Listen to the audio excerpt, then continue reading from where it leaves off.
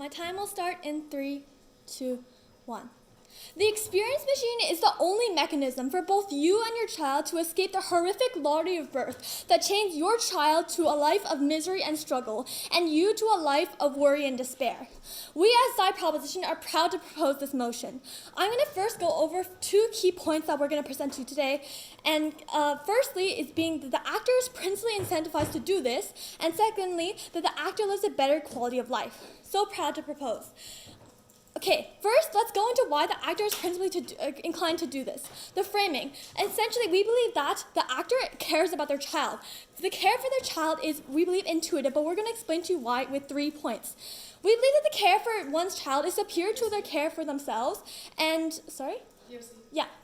Would the child still experience a chronic disease within the simulation? No, because we believe that in this experience machine is the experience of an average above quality life of a Canadian citizen. So I don't believe the average Canadian citizen has a disability. So therefore, no. I think that inherently the actor's care for their child is superior to their care for themselves for 3 reasons. Firstly, parents, especially in low-income situations, have a cultural values upon family because family is the only thing they can trust and support. Secondly, in developed countries, children are considered to be precious. We see in things like systems in place that are designed to protect children. Thirdly, this is biologically true because of often oxytocin things. So inherently, we believe that the care for their child is greater for their care for themselves. Thus, why do we believe this experience machine will live to a better life and benefit this child overall, therefore principally incentivizing actor to do this? Firstly, the quality of life improves. The child has no regret / loss of memory from being separated from their parents and inherently has a better life because they aren't able to remember that they lost a parent. When they continue to live their life, for example, in a situation with a chronic disability and without a parent, they face a lot of stigma and they face a lot of struggles. I think that's the main thing because this affects every aspect of their life. When they go through their daily life, they will face the fact that they have a chronic disease, cutting off their resources and cutting off their access to a lot of different things, and similarly they have to live without another parent. I think the machine is able to replicate, for example, a set of parents because it's an average life of a Canadian citizen, biologically improving the situation with you, for example, first off, your situation with your parents, because you're going to receive a lot more care and you have 2 sets of parents. I think that you cannot inherently, as an actor, provide the same things as an equal quality of life simply because of the situations that you've been forced in. This biological situation, lottery of birth, forces you to be put in a situation that you cannot provide the same benefits that you can as this predestined experience machine can. Secondly, I think that I'm going to target more about the chronic disease and living with it. I think that inherently, as I mentioned before, it doesn't transfer to the machine. So what this happens is, in low-income situations, this exacerbates the problem when you have a chronic disease. I think it makes your life 10 times worse just because of the way that there's a stigma and the way that your life interacts with this certain situation. You see that, for example, even doing daily tasks, like going to work, going to school, everything becomes 10 times harder, and I'm going to explain to you why this becomes 10 times harder for the parent as well.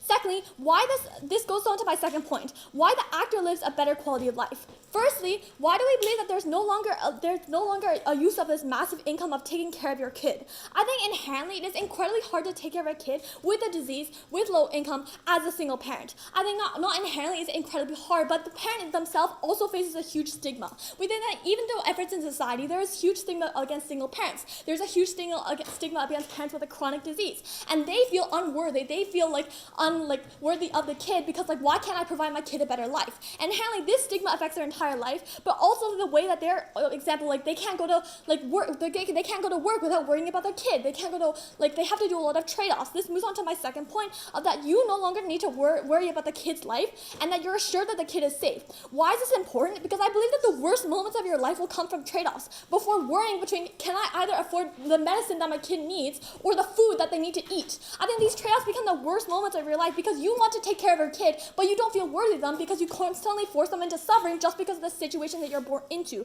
We believe that the predestined / safe pathway that this machine provides wins the lottery of birth and overcomes it. I think it directly overcomes this lottery of birth that you now have to struggle and face if you had to face inside opposition.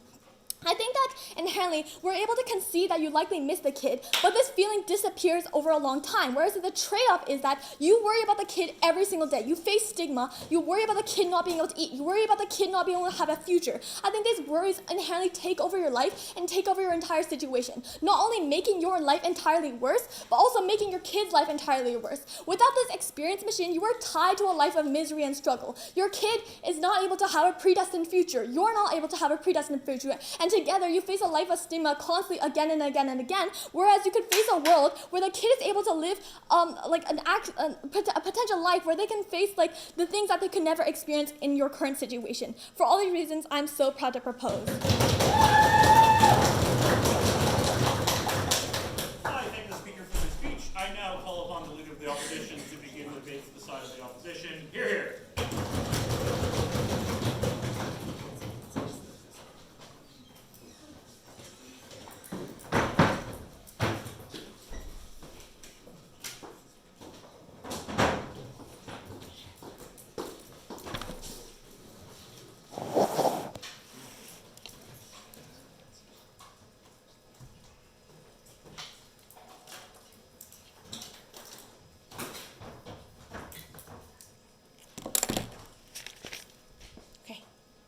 Hello? Am I speaking into a mic? Okay, great. Before I begin, I'd like to give a big shout out to Heart House, which is objectively the best debate come.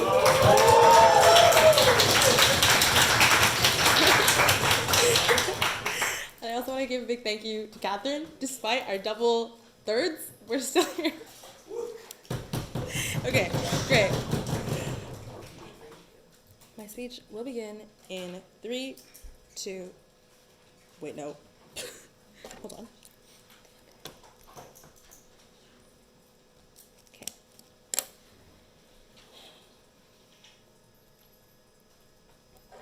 My speech will begin in 3, 2, 1. If I just lost my partner and we just gave birth to our first child, and I was given the choice of 24 hours to choose whether or not my child is going to be an experienced machine, I think it's very possible that I'm rash like OG and think they're going to have a better life. But I think if we actually properly weigh the possibilities here, you would see that you as the parent do not wish to watch your child live only a slightly above average life in a box for the rest of your life. On this basis, we're incredibly proud to oppose. Okay, I want to do some framing here, because I think there's only a couple things that actually matter in this debate. You as a parent are grieving about the loss of your partner, and you also just care about providing your child with the best possible life possible. Anything else is probably negligible, whether about like future innovation, anything about like helping future test subjects, etc., especially since you only have 24 hours to figure this out. Therefore, through this perspective, obviously you have your selfless intentions for your first child, and you are trying to choose the decision that maximizes child's future. If you only consider this, I would say that OO is still going to take this debate. Why? Because on their side of the house, they destroy the autonomy and the possibility of improvement in the status quo, while they're destroying their own ability as a parent who's just lost their partner to love and care for their child with every little bit they have left. Okay, let's start here with autonomy and possibility then. This child is less than 24 hours old. They have no choice. Furthermore, they have done nothing to show whether or not their life is going to be good or bad. I want to note very crucially here, this is a chronic disability, and this does not necessarily mean that life is going to be good or bad. There is no certainty other than the fact that they're like, there's no certainty here. Okay, so what do we do know then? On our side of the house, they have a chronic disease, and on their side of the house, they have a slightly above average life. But I would say that there's still the better choice of the chronic disease, because it's chronic, it's less likely to be debilitating, so that means there is still a chance to live a good life regardless. I think their side is just weirdly ableist because there's this assumption that this kid can't do well just because they have this disease. I think this is just factually inaccurate. I think there are plenty of examples like McKellar, but even if you don't believe that, I would just say, and you think that's a one-off situation, I would say even so, we live in a developed nation as this parent, which is certainly not perfect, but there still has some support that exists, and there's also the possibility of innovation and technology to continue to a point where it is already continuing on that trajectory to help people, especially if it's only chronic and not debilitating. You don't actually know what this chronic disease is. You've just been told by a doctor that it is chronic. There's literally nothing else to it. Then, in fact, even if when you're considering your grief and status with your first child, you as a parent yourself are likely to be very young and heavily invested to your child's success now that you've lost your wife, your partner as well. Therefore, since like welfare exists for things like single parents in places like Canada, you're young, you probably have a lot of upward mobility since this is your first child, I would say that the impact is that there's a deprivation of a life that OG has no guarantee over, because they don't actually tell you why necessarily it is 100% likely that it's going to be bad. There's a loss of autonomy for your child to choose their life. And I want to note very crucially, I'll take you in a second, this is not just the autonomy of whether or not you can choose to live in the machine, it is crucially also the possibility and the choice and the ability for your child to improve past an above average life. This is only a slightly above average life. There's no reason why this child, with the proper supports that you probably are very willing to give your child as a grieving individual who has only their child left, are probably going to try and give them to actually pass not just a slightly above average life, but maybe an actually really good one. Yes. So we don't need to know for certain that life will be bad or not above average. We only need to make a probabilistic inference that given that this is a child with a disability and given that it's a single parent, they're worse off than the average person, so they're more likely to have a below average life. But I don't actually necessarily think this is true anyways, and I think that if we're going to weigh the only two things that we know about this thing, I would say that the parent who probably wants their child to flourish and not just live a slight sterile office job in Canada in a black box, I think they'd still probably choose the possibility that maybe their kid will become, I don't know, the next Helen Keller, or maybe the government can will figure things out, or maybe that their child is actually a brilliant person and they're actually going to grow up. You have no idea. You are stifling their own possibility, and you seem on government side to have little faith in your own child, which I think is really, really sad. Okay, cool. Now, I want to talk about then, lastly, just improvements in general. I think the box itself is probably going to be static, and that their idea of an above average life is probably not going to change. Therefore, if the world improves in a way that the disabilities become easier to deal with, and then the box is remaining static in this above average life, I think you as a child, I think the idea that your quality of life on government side is just ludicrous. Because if you're seeing your child stuck in a state of above average as it was in 2025, and you're also thinking that what if this child could go further, and you're only able to engage with your child from this box, or even if you as a parent, even as a single parent, get a really good job and suddenly realize that you actually did have the capacity to give that child a really, really good life, I think your quality of life is actually diminished by the realization that you never gave your child a chance, that you never gave the possibility to see, and that you're probably going to be captured in guilt for the rest of your life. I think on our side of the house, we actually believe in our child. We don't fall into ableist stereotypes or anything like that, and we say that even if there's a possibility that it doesn't go well, you will be happier either way, knowing you gave your child a shot and that you believed in them. On that basis, we're so proud to oppose. I thank the speaker for this. I now like to call upon the deputy prime minister to continue the debate inside of the We're here.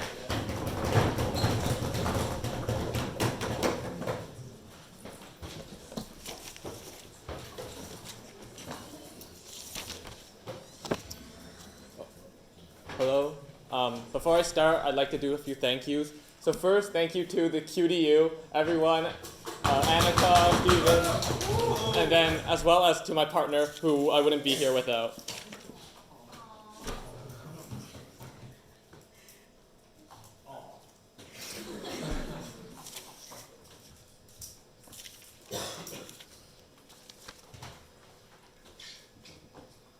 You've already lost the lottery of birth.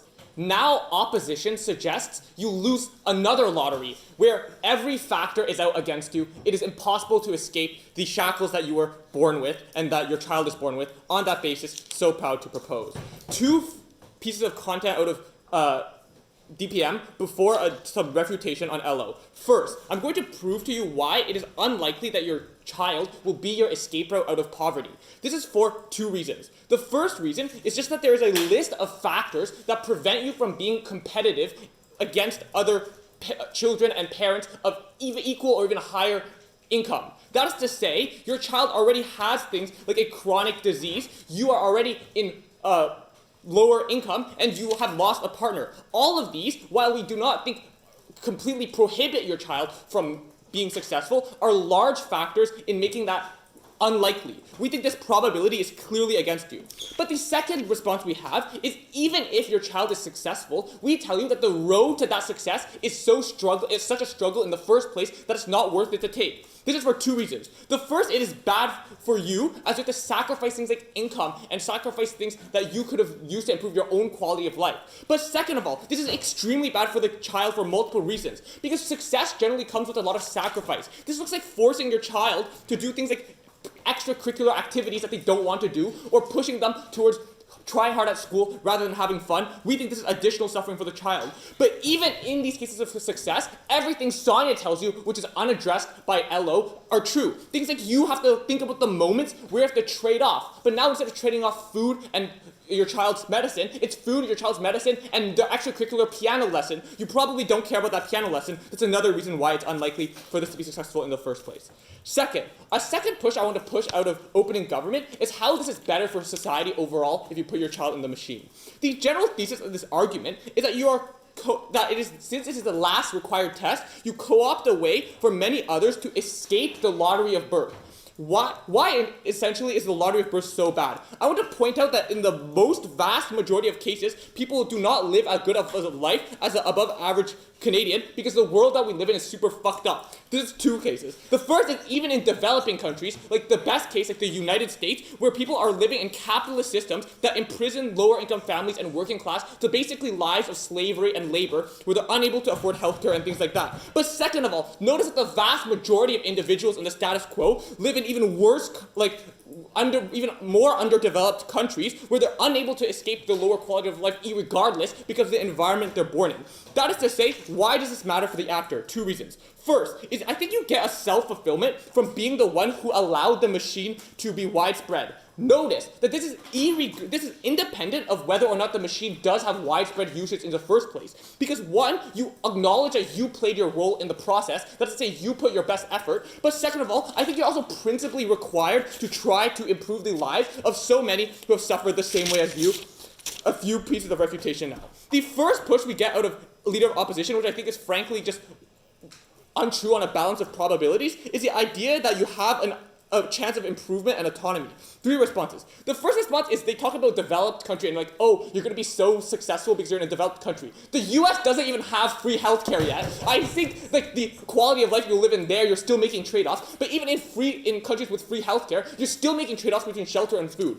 The second response we have to this is that this is just all a probability that's very low. I think I've already addressed this. But let's weigh this anyways. Because even if your child has a better life, that's guaranteed on our side anyways. The second push then we get, I think is frankly ridiculous, is that, oh, the quality of life is going to improve and grow and your child will not have the chance to realize this. The quality of life in the vast majority of developed countries has decreased since 2015. Things like housing costs are on the rise. People cannot afford food anymore. We do not see how suddenly the world is going to magically improve, particularly because things like right-wing populism and overpopulation are still on the rise. But moreover, we have no mechanization at all out of opening opposition on how necessarily the world is going to improve. Technology only serves the rich, and the rich live better lives. That is very, very far from where our actor is.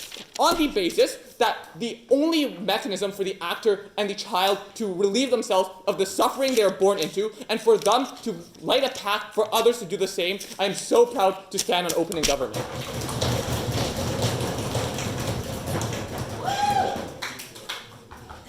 I thank the speaker for their speech. I would now like to call upon the deputy leader of the opposition, as well as Chen of opening opposition side of the debate. Here, here.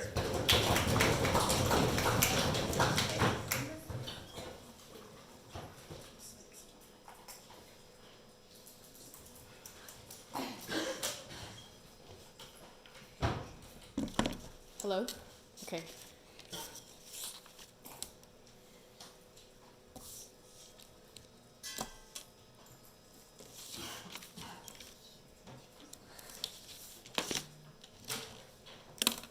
Before I start, I also want to do a small thank you speech. First of all, thank you to my partner, Rebecca.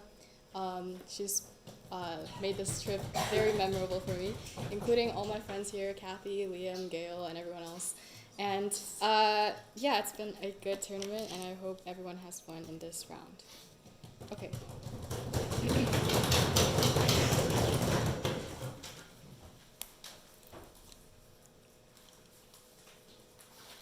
I'm really glad that we're all either 17, 18, or 19, or like at least the people who are debating. Because if this was actually true and actually happening in the way OG has probably framed it to be, it would be a really, really sad world if parents really thought about it like that. Two things I'm going to do in my speech. First, theme from the parental perspective. Second, on autonomy and possibilities. I want to note here first off that the machine is not just all well off. It is still an experimental phase and doctors are still tweaking on it every single day.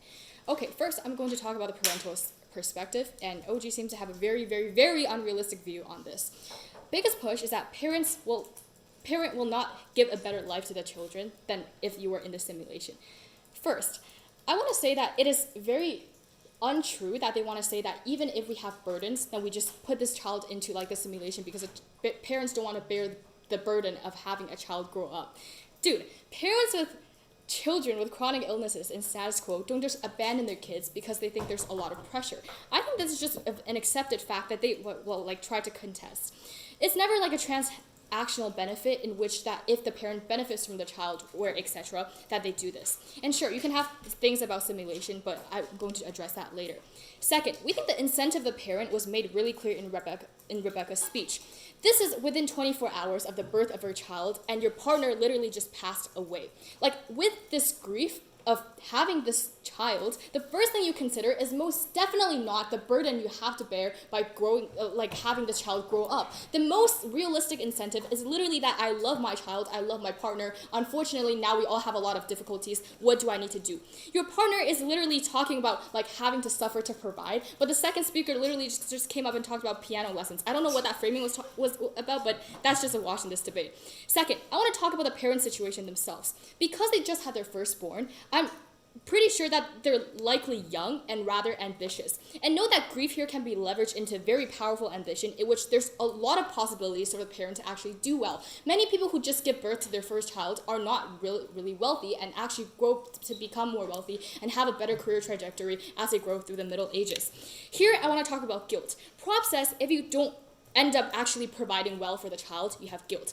On op, what we say is that there's huge amounts of guilt on abandoning the child just within 24 hours, right after you see the results, or you have no beliefs in the child. Guilt is a wash. So what is different on op side is that there's a possibility for parents to actually improve, and that we actually have like this effort that we want to spend on a child for them to improve. Now on the most important theme on autonomy and possibilities for the child themselves. OG says that child will probably have a very like average life. And they also say like, well, we want to play a role to improve society. I just want to put that point out there because like the parent literally does not care, okay? The parent has so many emotions right now. The last thing I care about is like, oh, I'm going to improve this like life of other people within society. I just do not care about that, okay? First, I want to say that life is rather going to be okay. This debate does not happen in the US, it happens in Canada because of an average Canadian lifestyle. There are government support that exists. We've also proved why the parent is likely to have some sort of career trajectory and want to ensure that the kid does well. Second, most important thing, first, about timeline. First, I want to say that the machine is currently built on existing history on what the status quo is about. The average life in the status quo is very different from the average life 80 years later.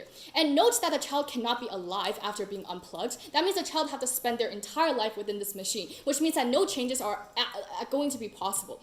They're also, like, it's impossible to determine how much innovation can happen in this machine. But secondly, if any treatments for this chronic disease in the status quo were to be developed in the next 80, 90, or even 100 years, this child can never ever experience that, and their entire life will just be simulated. All these possibilities are things that government automatically shut down when you decide that in a rash 24-hour. Thirdly, and most importantly, I want to talk about the autonomy of the child. And no, it's not just a simple case that a child obviously have no realistic choices and will live a quote-unquote fake life their entire life. I want to talk about the fate of the child and within the hands of the doctor or the parents. Note that when you plug this child within this machine, the fate of the child is no longer determined by themselves, nor you, but the doctors.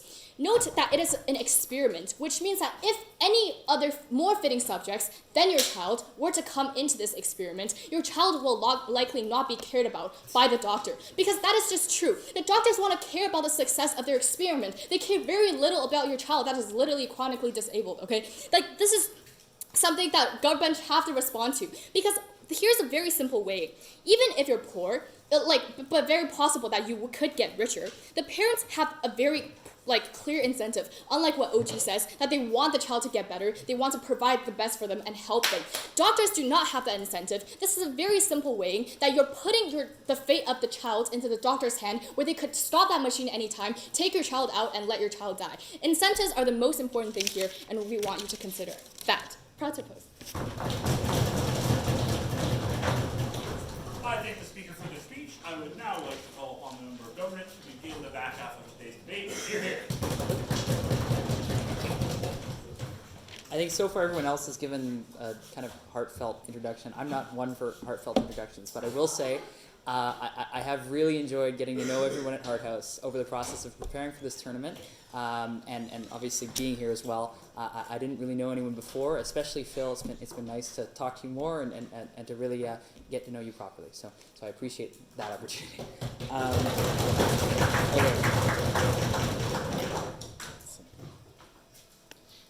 So I guess that I will start in 3, 2, 1. I'd like to hone in on something that our opening addressed briefly, but where we have a role here, potentially extending vertically, developing more on the nature of broader societal impacts from the decision taken by the parent in this hypothetical. So the other thing that I'd like to do is engage in a little bit of refutation of what the opening opposition just said about doctors, about how we're unable to trust doctors, and then, as I said, I'll go into a bit more detail about the parent's relationship to societal impact, the parent's position in society, and the parent's own view of themselves vis-a-vis that dynamic. So to start with that refutation, this point about doctors not being trustworthy, potentially pulling the child out of the simulation, this is wildly speculative and seems to break completely with the point and the writing of the motion. We are meant to assume that the child will spend their life in the simulation, and there's nothing particularly wrong with that. It doesn't seem as though being in a simulation per se impacts your autonomy. They would still be faced with choices living that simulated average life. But for all we know right now, we're in a simulation. I don't know what the difference ends up being in particular. Now, moving on to broader social implications. Opening government discussed a little bit the idea that the parent might not feel satisfied with themselves, or rather they would feel satisfied with themselves if they benefited society by allowing their child to become part of this experiment. We would actually like to go further and build a little bit on why that might be, about the nature of duty, about the nature of care, and in particular about identity. That we have an expectation as people who share a society together that we identify with each other. And as a parent, it is good, and as any person, it is good for you to show care for other people in your society. It builds your relationships, and it builds your character, and it makes your life more fulfilling. And so the love that the parent has for the child, we would like to say that it actually is better for the parent to try to extend their love out to many more people, to try to make a potential sacrifice here, the relationship they have with their child, for the greater good, that is actually better for them in the long run, that makes their life more worth living, that ends up making their life more fulfilling, precisely because of the nature of duty, that it would fulfill a rational impulse that they have to identify with other people. It would allow them to practice their reason properly. It would allow them to find a real sense of meaning in their life, potentially.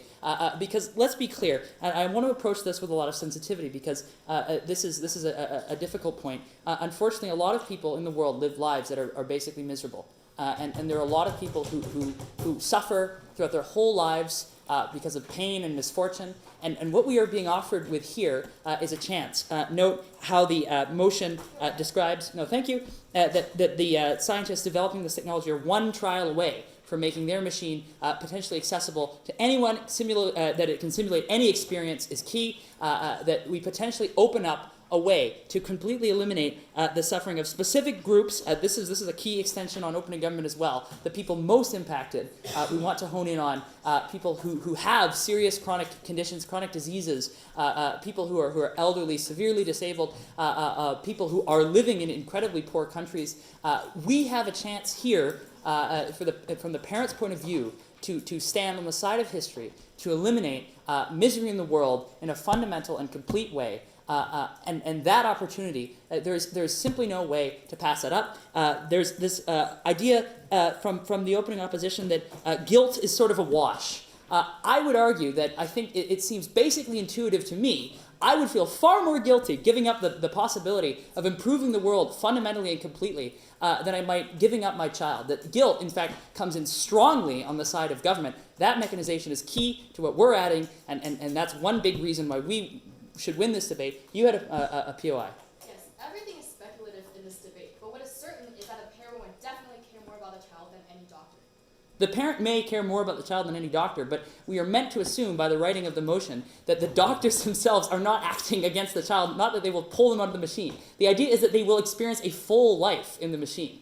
That is part of the point of the scenario that we're in. To abandon that idea, we're abandoning the premise of the motion. So that is incredibly uncharitable reading and not one that can possibly stand. And so anyway, for all the reasons I outlined, we deliver better mechanization from the point of view of the parent, from the standpoint of a fulfilled good life, a rational life, from the view of guilt. We deliver key refutation to opening opposition. And for those reasons, we should carry this debate and the whole tournament. I'm so proud to stand in support of this motion. Thank you. I thank the speaker for their speech. I would now like to call upon the members of opposition to begin the debate for the closing opposition. Here, here.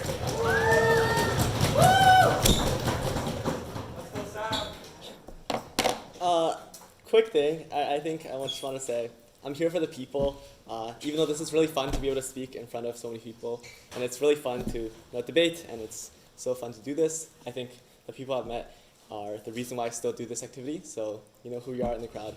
I'm really thankful for all of you. Okay.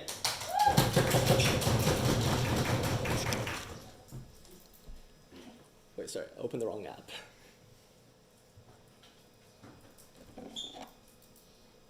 Okay.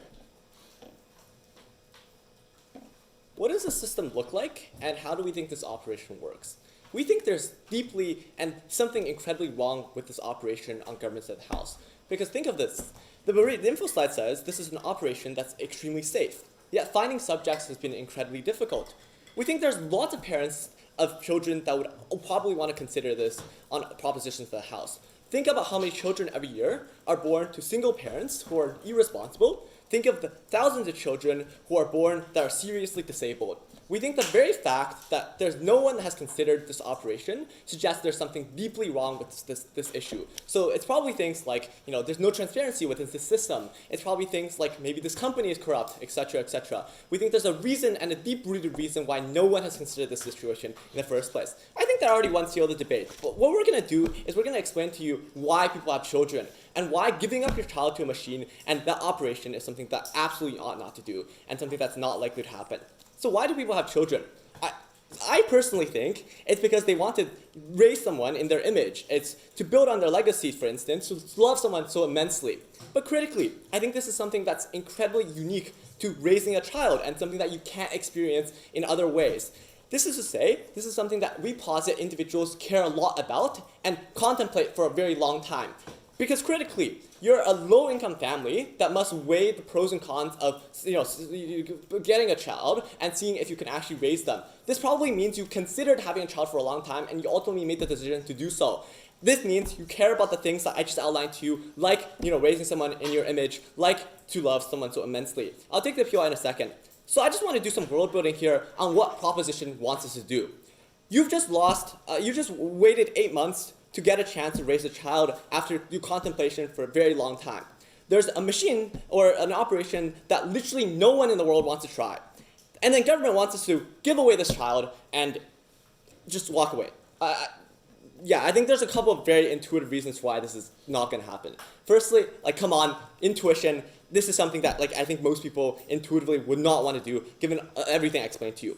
But secondarily, we think there's euphoria that's caused by biological instincts of childbirth. This is to say, after your child has been born, within the first 24 hours, you feel a very strong and immense emotion that makes you irrational at times, but very, very protective of your children. So you're likely to think very, very positively about them. You want to care and stay and spend all your time with them. This is I don't know why people get so worried on the drive home, for instance, and I don't know. But the third reason why we think this is not likely is people don't want to give up on control. Because as humans, we naturally are convinced and socially adapted, biologically and socially, to be able to control things ourselves. This is why people are scared of heights, for instance, in which they lose control of things. So on proposition of the House, they give away something and they lose the ability to do anything with the child, and that's something I think people generally don't want to do. The fourth thing, and broadly, is just I think people are very scared of uncertain things that they might not know how it's going to work. I think there's something so immense in the connection that you have with your child, and I think that machine or operation is something that you probably don't know very much about.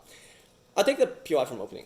It is uncertain that the child is planned in the first place. It could have been an accident. But regardless, when you made this decision, you had things like your partner in mind. Those things have now been taken out of the equation. It's more likely thus that you are willing to put your child into a new Okay, yeah, you're right. Maybe the margins decrease like by a little bit, but I think the chances of like unplanned birth for like low income families is rather low in Canada. But additionally, that like this is a partner decision, so you probably both agree that you want a child. And I think again, I can explain to you, you're a low income family, you have to weigh lots of pros and cons. This is something I think you probably cared about. Also, like abortion exists. The second thing I want to note under this argument is just people don't like making irreversible decisions in the point of the moment. And again, this is because of things like natural instincts and social narratives that tell you you shouldn't make a life-changing decision within the span of a snap or 24 hours in this case. Comparatively, we think raising the child keeps the control in your hands. Again, this is something that people naturally want to do.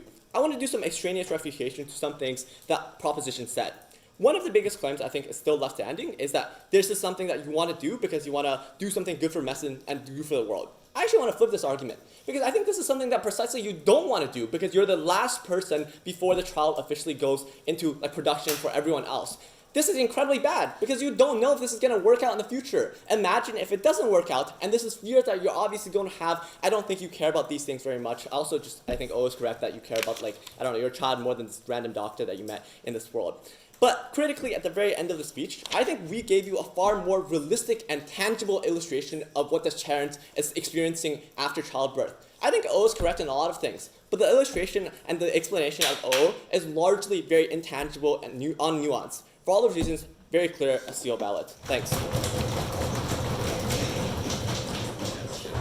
thank the speakers for the speech. I would now like to call upon the government to bring about the end of the government side of today's debate.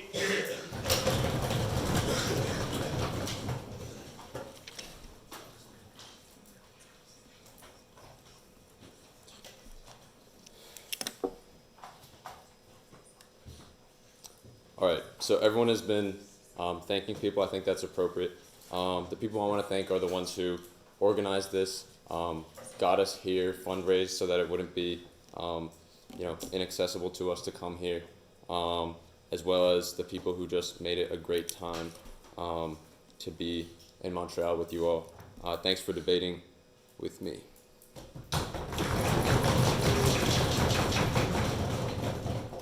All right, let me just set my time real quick.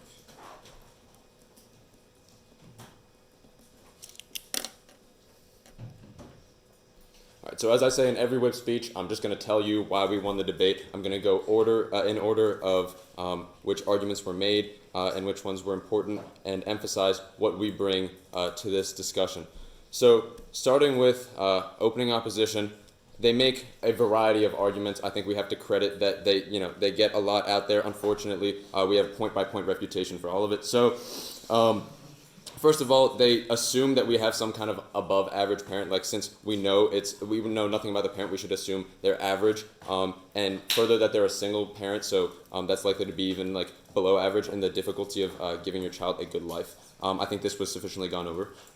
Second, they hammer the point of autonomy. This child's autonomy is not being respected. However, the simulation of an above-average life is likely to include much more autonomy, and this is something that closing government highlights uniquely. We value autonomy as well. We think that this is an important principle, but the autonomy that your chronic illness would remove is probably given back by this machine. We're also told that there can be welfare and support for the parent. We just know empirically that this is not sufficient for single-parent households to be able to compete with two-parent households. The money that you get just does not overweigh the resources that you lose from like an extra helper, which in this case would be the person who gave birth to the child who's deceased. It is just much more difficult to succeed. We think that this is empirically borne out and is just common sense. Also, we are told an actually quite clever point on which the government case stands or falls. This is that we can't actually predict that what is above average now won't be below average in say 30 years. This is very crucial. But the thing is that it ends up being symmetric because given current knowledge, we have no way of predicting whether life is going to get better or worse on average in the future. There are many problems. There are many opportunities. It's extremely difficult to weigh that. But what we can predict, on the other hand, is the improvement of this machine, right? This is a technology, and if it's above average now and people keep working on it, especially with this new trial, we can predict the improvement of the machine. So when it comes to improvement, we have reason to expect improvement on our side of the house, not on theirs. It's much more unpredictable for them. Then we're told about grief, and we're told about guilt. Grief is just as, if not more likely, to crush someone as to uplift them. This is just common sense. Like, we are hoping for the best case scenario on opposition, but given that, you know, we know no information, we should assume that the mean scenario or the average scenario. So we should, you know, the impact of grief is at best nothing. We'd have saved you the trouble of explaining this if you'd taken our POI. Moving on to closing opposition, people, you know, have been reluctant to use this technology. We acknowledge that, but the explanation for that, or even the most plausible explanation, isn't necessarily the one given by closing opposition, right? The fact that there must be some corrupt thing about this company is kind of like a conspiracy theory that's been spun up for us to not use our child for this. For all we know, this is like the first time it's been, or not, like one of the first times it's been offered, and we know that people are scared to take the first step in using a new technology. People are scared to be a pioneer. This is normal. We just want to consider from the parents' perspective, like, would we take this step? And the answer is yes, we do want to be a pioneer. We do want to usher in a new era for humanity. So next we're told that individuals have kids to you know, make them basically in their own image, further their legacy, something along these lines. Actually, no, the purpose of having a kid is to give someone a good life. We don't want to make kids in our own image, especially if we have problems and we have difficulties, as this low-income worker almost indubitably does. Right? We don't want them to be made in our own image and then to like suffer in the same ways that we did. We want to give them a good life, and the quality of that life is the key reason. Giving someone a good life is the key motivation behind parenthood. So then we're told that, you know, life-changing decisions shouldn't be made quickly. This is abnormal. Yes, I'll take a point. If the doctors ever need to change something during their trial and unplug your child, what do you do as a parent? We're under the assumption, as was stated so many times, that this is going to be like throughout the duration of the child's life. If they need to unplug it, that would be a very improbable and very tragic scenario. But the impact that you get by actually helping all humanity would even outweigh the death of your child. I think that's this is you know, taking into account the 8 billion people alive. I think you could even assume someone is that virtuous. So yes, it's abnormal to take a decision so quickly, but it's also abnormal to be a hero. And then why does closing government take this? Closing government takes this because we tell you the actual subsets of the population that will be benefited by this. There's a shortage of medics for the elderly. There is a shortage of financial support for the poor. There is a shortage of elderly homes and therapy for people with mental problems. These specific social impacts are what tip the balance ultimately in favor of closing government. Thank you for their speech. I would now like to call upon opposition whip to bring about the debate as the end of the debate as a whole. Here.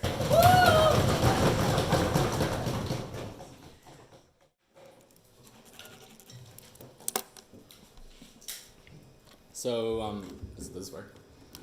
Actually, so everyone's been giving out acknowledgements and thanks, and I'll definitely do the same as the last one. First, I want to thank QDU in general, Annika, Lily, everyone part of the team that made this happen. Really thank them. But I do want to thank my partner, Sam. He's been nothing but just phenomenal in helping me go through all these motions, even when we thought we couldn't do it. And he's the reason why I'm here speaking today.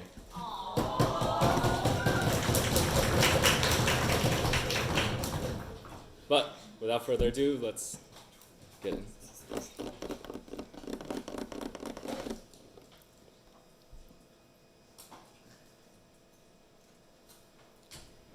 My time starts in 3, 2, 1. So what I want to do in this final speech is firstly to kind of summarize all the arguments that the other teams made, and then talk about why they simply can't win in comparison to our arguments, and weigh this and show why ultimately our arguments are we win in the end.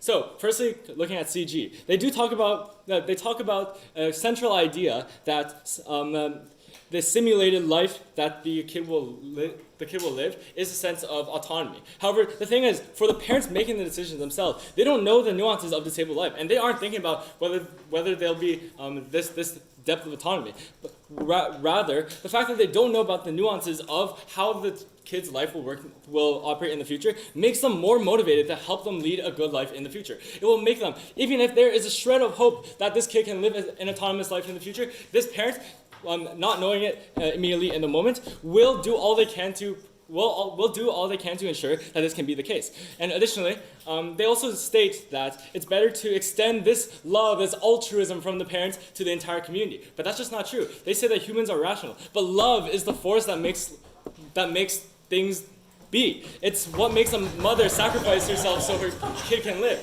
It's simply rational to say that, oh, this mother, in her altruistic utilitarian sense, will now suddenly sacrifice her child so that everyone in the world and this great world the father, that this great world who has bestowed such sorrows on him, why would he want to reward it back with, in trade-off of what he has gone, right? Additionally, they also state that we cannot predict that they can predict the improvement of the machine, but the parent, like I said, doesn't really care about that. They care about the fact that there's hope and there's autonomy. And the motion says, and they also talk about how it's difficult to, it's literally said in the motion that it's hard to find people, and they've been looking. And CG themselves say that they don't want to be the first people that use this thing. So if the thousands of other parents who, for example, might be teens and deemed irresponsible, they didn't want to use this machine, why would we want to do this as well, right? So, so next moving on to, the reason why they can't win is because their illustration is intangible and is often unnuanced. So O says themselves, and Sam proved to you why these are not the things that parents think about immediately after birth. So things like, like the autonomy and possibility, like in this simulated world and things like that. And this means that their contributions our contributions are served to be stronger, as Sam has proved many times throughout the debate. Now moving on to OG. The reason why they can't win is they fundamentally exclude one of the most important things when it comes to a parent-child connection, which is that emotional connection. And they make the situation worse, much, much worse than it is to be, such as, especially the financial situation, and they completely ignore this emotional relationship. For example, say like, if the kid has chronic disease and the parent has low income, then ditching the kid will improve your monetary situation, and it will lead to a better life for you and your kid. But the thing is, they fundamentally assume money is greater than love, but that's just simply not the case. Because love is what melts all obstacles in our way. It's what topples all the trees in the field, and it's the good in the world and the unfortunate world that the parent has so lived in. Additionally, they also talk about how this will improve the life of the kid. However, as here on opposition we have also talked about, is that these increasing social supports, these increasing things that can lead to a better life for the kid. And like we said, if the parent has just a shred of hope that this kid can live an autonomous life with these increasing measures and increasing services, then this love, this deep-rooted love between them, will lead them to believe in them. Yeah, take care. Yeah, this house actually believes that love for all humanity outweighs and should outweigh the love for maybe one child. We're saying that this house would do that because this house is being rational. Well, the thing is, like, for this parent who has been bestowed such a unfortunate life, for example, they're low income, they're immigrant, they've lost their wife, and now their kid is like that. Why would they have this altruism towards the rest of the world? The world didn't show any altruism to them, so why would they show this altruism to the world? This is a fundamental question that they fail to answer. They say that humans are rational, this parent is rational, so they want to save the world. Well, why must we, the ones that suffer the horrors of humanity, be the ones that save the world? We want to save our kid. The kid is what matters to us. The kid is where the love resides. The love between the parent and the child. And I know I've gone through. I'm now orating some rhetoric, but this is the fundamental thing that here in CO that we prove that all other houses fail to prove, which is the fundamental love, LOVE, between the parent and the child. Thank you.